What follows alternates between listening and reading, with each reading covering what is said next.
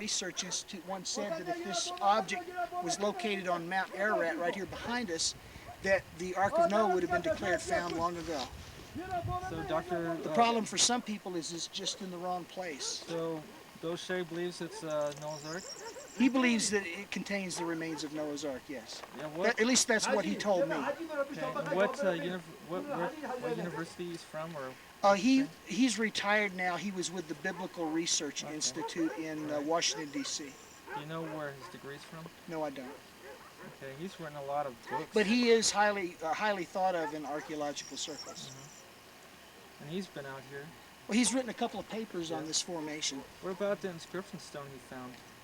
He didn't find an Or inscription stone. He found some kind of shard of something that had some writing on it. Well, he found that ostracon with the picture of a man with two birds and a man building something with the name Noah written on it. Do you know whereabouts he found it? Yeah, if you look right down there, that little grove of trees right down there, just on the other side of it, in that little grassy area. Oh, right in there? So it came down with the flow. Oh, really? Just right before? Well, we don't really know where it came from. Now, Dr. Robert Mickelson went through there later, and there were other pieces of broken pottery there as well. He picked them up, and none of them seemed to have anything on it, except that one piece. Now, where was he found it, Bill? In this See little this grove? little grove of trees right down here? Oh, right down You here. see the little pond of water right out there? Yeah, right To here. the right of that, there. there's a little grove of trees there. Right there, on this side. Yes. Yeah, okay. Thank you. Oh, I've got the little pond now. Thank you. Thank you. Okay, if you look, see the eastern side towards the back, you see that very prominent rib timber standing up? Yeah. If you go about 25 feet above that going up, there's a little, there's a stone laying there, and embedded right in it is that a rectangular metal plate with two rivet heads in it. And we have actually taken a specimen of that, had it tested, and it's an alloy of aluminum, iron, and titanium with just a little bit of magnesium. And the assay, the percentage breakdown, was virtually identical to the one that Ron tested that he has in his home, that everybody's seen pictures of. Ron Wyatt. Ron Wyatt. Okay, that's my reasoning on this destruction. If it's not Noah's Ark, I don't know what it would be. It at least it appears as a boat, a huge boat. Well, I mean, it even looks like one. Yeah. I mean, just from outward appearances. And the aerial views of the Turkish government, Well, actually, the early ones were NATO. Yeah. Of course, Turkey is a member nation of NATO. Sure. Bill, could you review a little bit the 1948 incident? I can tell you what I know. Yeah. Zafir probably knows more about it than I do. There was a man named Reshit that lived up in the village here. And this was his field where he grew his crops and raised his sheep, his animals. John. And there was an earthquake in this area, which is not really that unusual. But when he came out the next day, this thing was in the middle of his field.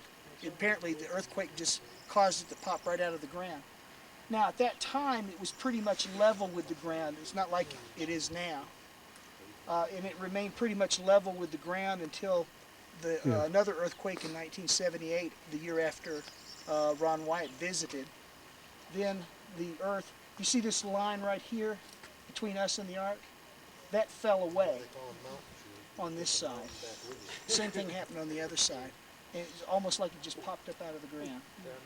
And there was a split that went almost down the center from about if you came down about 20 meters from the top, it went all the way down there, all the way to the center, all the way down to the back end.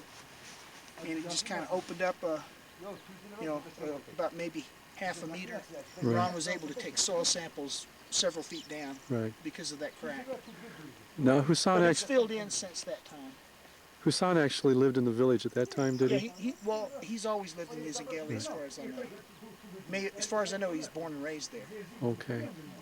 Now, could you just one more time, I apologize for this, but review a little bit of what was kind of shared with you by recently regarding the light since 1948. Well, like I said, this man Reshit lived in the village. Right. This was his field where he grew his Right. crops and raised his animals. Right. There was an earthquake in the area, which is not Right. unusual here. And when he came out, I don't know if it was that afternoon or the next day Yeah. after the earthquake, this formation was in the ground, outlined in the middle of his field. And they didn't know what it was at first, but then they became convicted that it was a holy site. There was something holy about it because a light shone on it every night, and they could not figure out what the source of the light was. It just seemed to come out of the sky. But even on a moonless night, you could stand in the village and look down, and the formation was lit up. And that light was there every night. He says every night. I assume that would even be cloudy nights. Right. And it was there until the first expedition came here in 1960. And then the light went away. Now, actually, that was told to Zafir by Hassan. By Hassan. Right. Yeah, we didn't really know that story until, Until very recently. yeah, last year. Yes. Okay, is that everything? I would recommend that one day you sit down with Hassan and Zafir and let Zafir interpret Hassan's story on tape, Yeah. because it needs to be recorded as though it's an interview. And if it's